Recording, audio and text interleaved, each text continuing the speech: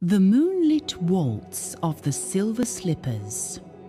Once, in a village nestled between rolling hills and whispering willows, there lived a girl named Lila whose heart beat in time with music.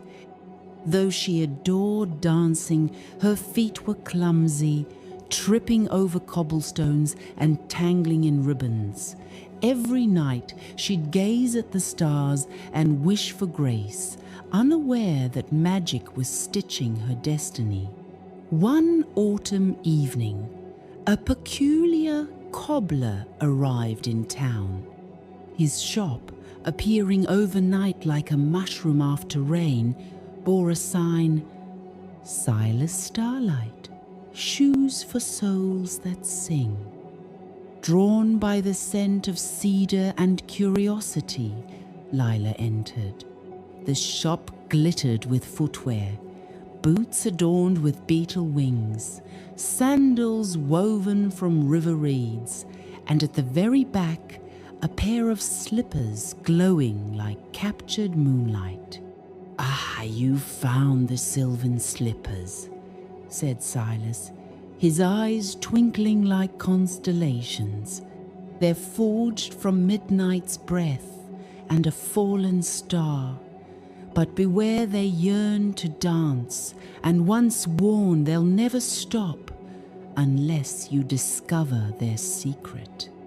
Lila, enchanted, traded her pearl necklace for the slippers. That night she slipped them on. Instantly, her legs twirled as if pulled by invisible strings. Out the window she leapt, dancing across frosted fields, through owl-haunted forests, and over silver streams.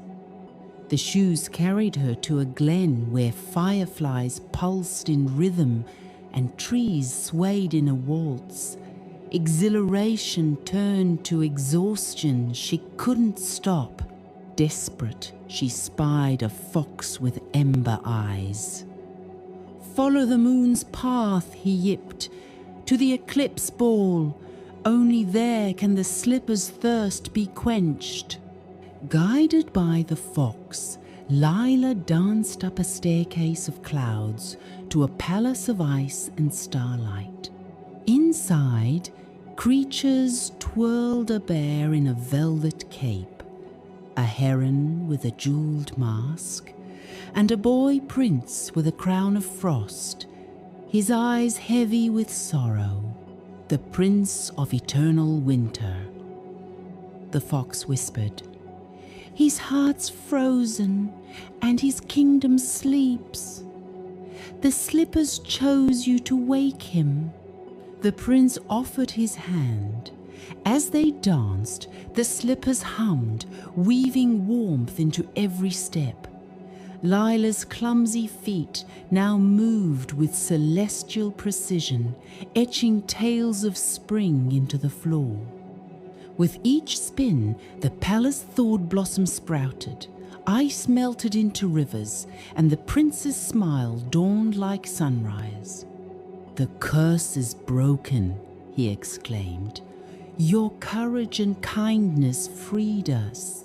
Silas appeared, his cloak billowing with stardust. The slippers sought a dancer not of skill, but spirit. "You've danced not for yourself, but for another. That is their secret." Returning home, Lila's slippers dimmed to ordinary silver. Yet, whenever she danced, a hint of magic lingered, a twirl extra swift, a leap extra light. The prince visited often, and their laughter spun through the village, a reminder that true magic lies not in perfection, but in the joy we share. And so, in the village between hills and willows, if you listen closely on moonlit nights, you might hear the whisper of slippers dancing, forever unafraid to stumble, as long as the music plays. The end. Sweet dreams, little dancer.